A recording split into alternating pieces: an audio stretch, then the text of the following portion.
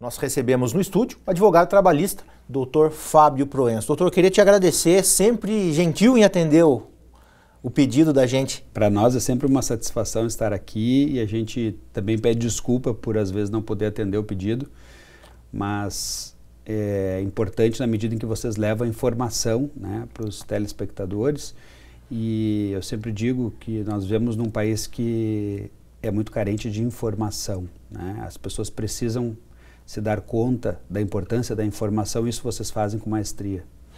Doutor, o senhor está à frente de um processo que envolve aí os professores aqui de Cachoeira do Sul, os professores da rede municipal, nesse embate com relação ao piso, ao pagamento do piso, né? O reconhecimento da prefeitura do direito dos professores. Quando é que começou esse problema? Eu posso falar pelas ações que eu patrocino em nome do sindicato, na qual eu sou assessor jurídico. Nós demos início a isso no ano de 2013, né? Uma ação coletiva, né? O escritório prima muito pelas ações coletivas, porque elas contribuem sobremaneira para o judiciário, né?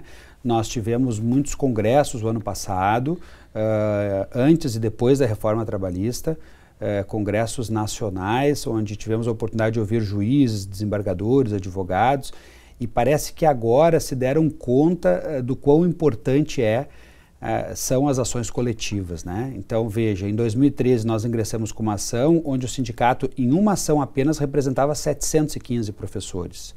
São 714 processos a menos dentro do judiciário, à medida em que o sindicato exerce a sua função constitucional de substituto processual.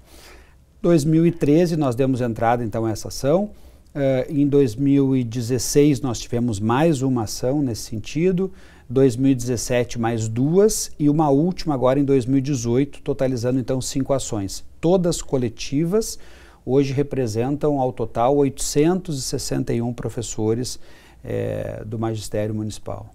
Quando a gente olha para um volume tão grande de pessoas envolvidas nesse processo, a gente pode olhar o que significa isso para a própria categoria.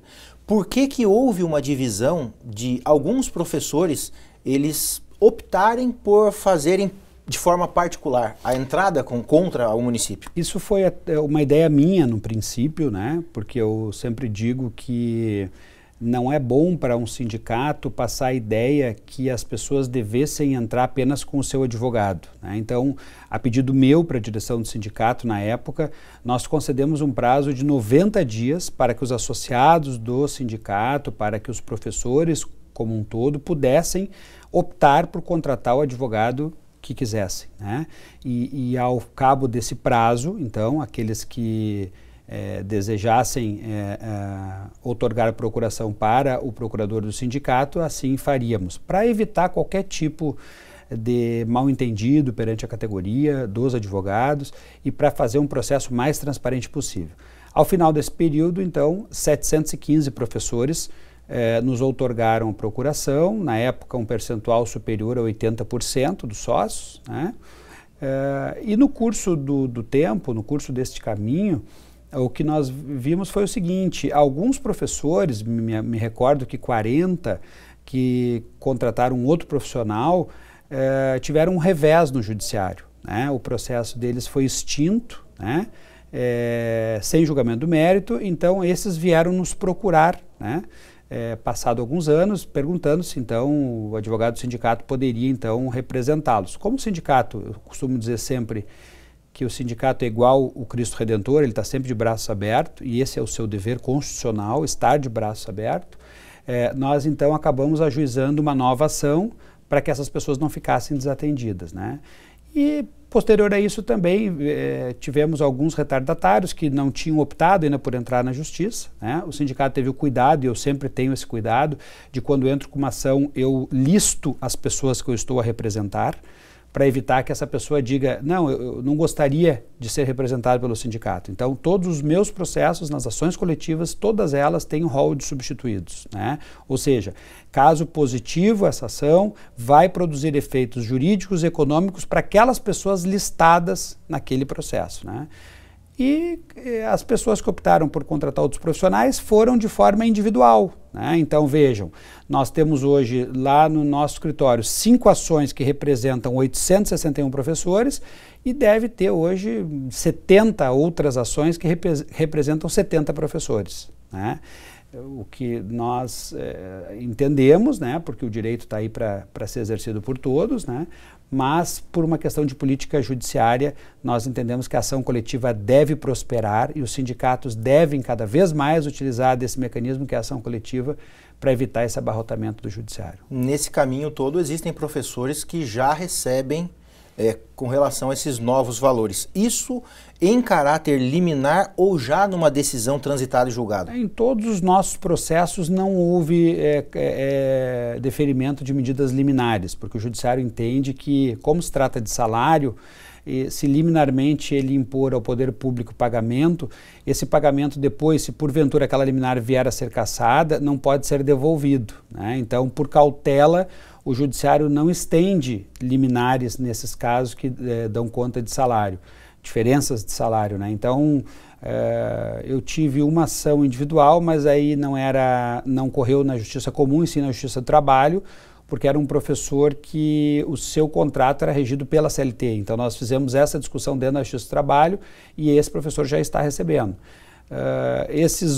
Dessas 5 ações que eu patrocino em nome do sindicato, terão o seu direito implementado a partir de janeiro de 2019, segundo o acordo que nós fizemos na última semana agora com o município. Essa é uma questão que envolve recursos, é óbvio, e não é novidade para ninguém que o município passa por uma situação financeira delicada. Por que essa questão ainda não foi resolvida e se chegou numa situação que para alguns professores, a gente conversa e está sempre acompanhando toda a movimentação ali no CIPROM, se tornou um fato até constrangedor, inclusive porque o prefeito, ano passado, na jornada de educação, diante de uma série de professores, prometeu que pagaria o piso logo no início de 2018. Em junho desse ano, nessa primeira ação, que nós representávamos 715 professores, houve um despacho da magistrada aqui em Cachoeira, dando prazo de 15 dias para que o município implementasse os valores, né? O município utilizou-se dos prazos legais e das possibilidades recursais que tem, e quando respondeu dentro desse processo, elencou lá uma série de argumentos e entre eles disse que teria interesse em implementar a partir de janeiro de 2019, que antes disso não teria condições financeiras de fazer, e alegava também uma questão legislativa, né, uma legislação alterando então o padrão de referência. Eu imediatamente comuniquei ao sindicato isso, porque foi a primeira vez que o município falava de data, dia, né, e mês, né? Antigamente tinha aquele discurso do eu vou pagar, devo, mas pago quando puder, né? E esse discurso não é bom, né? A gente não tem segurança jurídica com ele. Também não seria bom uma ordem judicial, muitas vezes sem possibilidade de cumprimento, né? Criando um conflito ainda maior, né? Veja, o prefeito, para implementar o piso, poderia dizer que deixou de pagar os salários em dia, né? Ou que deixou de pagar uma verba da saúde, e aí se criaria uma celeuma ainda maior. Mas isso é possível? Não, a ordem judicial é para ser cumprida, eu sempre digo, né? Mas é importante que a gente consiga sempre deixar o diálogo aberto, né? Como a prefeitura mostrou que queria dialogar, né? E nós estávamos às portas do ano novo, né? Nós estamos aí há 2 meses de 2019, eu achei por bem fazer esse debate dentro do sindicato, chamamos toda a categoria, né? Que em assembleia aprovou essa possibilidade. E por que foi importante isso? Porque uma vez o município reconhecendo que implementaria a partir de janeiro de 2019, abre a possibilidade dos professores desde já de iniciarem as execuções das parcelas vencidas, né? Então, desde abril de 2011, que é quando o Supremo Tribunal Federal disse que o piso nacional do magistério deveria ser observado, até, no caso agora, 31 de dezembro de 2018. Então, traria mais segurança jurídica, porque as execuções que vão se iniciar a partir de agora, poderiam ser startadas, né? Coisa que se eu não tivesse uma data para implementação, eu não poderia começar, né? Porque isso passa por feitura de cálculos, e a feitura de cálculo precisa ter uma data de início e uma data de fim. Se eu não tenho a data da implementação, eu não tenho a data do final, né? Então, sobre todos os aspectos, trouxe mais segurança. O município também, de sua parte, foi sensível, né, travou internamente uma discussão, imagino que acalorada, e a Procuradoria Jurídica do município também foi sensível ao convencer o chefe do Executivo a definir essa data, né? E veja, essa data de janeiro de 2019 partiu do município, foi uma proposta do município, né? E o sindicato, mais uma vez, utilizando-se da boa relação que tem com o município, né, chamou a sua categoria e achou por bem aceitar, porque a partir daquele momento já teria um horizonte, né, líquido e certo acerca da implementação e também dos atrasados, né? Essa é uma questão orçamentária, mas entende-se que ela não foi resolvida ainda por vontade política? A questão orçamentária, nós sempre nos debates que tivemos junto ao município, sempre nos insurgimos, porque o município nunca nos apresentou o impacto financeiro de forma detalhada da questão da lei do piso, né? Sempre se falou num valor que era um valor que não vinha acompanhado de um cálculo minimamente técnico que nos levasse a crer que aquele valor realmente era o verdadeiro valor do impacto. E como nós tínhamos divergências em relação a esse valor do impacto, não se evoluía nesse diálogo, né?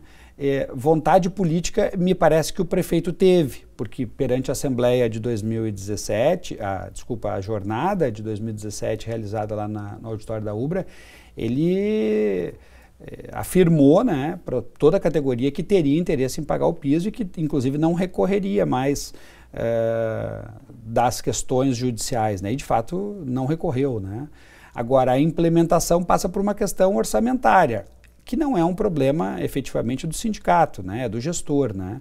O que nós temos que pensar é que nós temos uma sentença trânsito em julgado que manda pagar, e essa conta, eu sempre digo, é salário. Salário o professor não usa para investir na Bolsa de Valores, ele não usa para aquisição de carro novo, ele usa para a sua subsistência, para pagar a conta do mercado, para pagar a conta da água, da luz, do aluguel. Essa é a realidade do professor hoje, um salário baixo, né, onde essa diferença do piso nacional vem em boa hora, né, e vem para lhe ajudar na sua subsistência, né. Isso que é bom que fique bem claro, a verba é 100% de natureza alimentar, né. O porquê de se protocolar, de se formalizar esse acordo? O acordo é importante porque ele põe fim à discussão da implementação, né? Então não se discute mais agora se a implementação deva ser daqui a 15 dias, 20 dias, 30 dias, já se sabe que a implementação é a partir de janeiro. O município assumiu esse compromisso, né, sob as penas da lei, obviamente, e também coloca fim à questão do período que a execução vai se compreender, né, a execução das parcelas vencidas. Então, a partir dessa semana, o nosso escritório vai começar a dar início a todas essas execuções, a transformar o direito em valores, que é o que eu sempre digo. Ganhar o direito é muito importante, mas saber como se calcula esse direito é um segundo passo também bem importante, né? Então, alguns desses valores individuais vão ser pagos através de precatório, né? E outros, que não ultrapassarem até os 10 salários mínimos, que a legislação municipal refere isso, vão ser pagos através de requisição de pequeno valor, o famoso RPV, né? E aí podem receber num espaço mais curto. Mas, se tu me permite, imagino eu que 80% dos credores, né, das execuções que serão feitas, vão ser pagas na modalidade precatório, pelo que a gente já vem mais ou menos imaginando. A protocolização desse acordo é a garantia que o professor vai receber a partir de janeiro o piso? Eu tenho para mim que a garantia, eu sempre digo, a garantia é quando a gente está com dinheiro no bolso, né?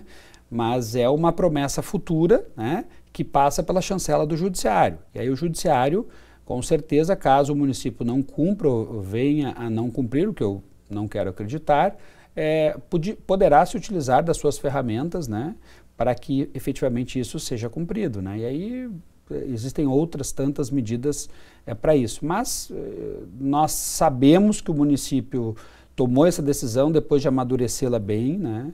Debateu internamente e temos a certeza que o município vai honrar, até porque janeiro é um mês também que conta com um ingresso de receita extra, né? 100% do município, que é o IPTU. Então, nós acreditamos que também vai ser um fator assim, de incentivo para o pontapé inicial desse pagamento.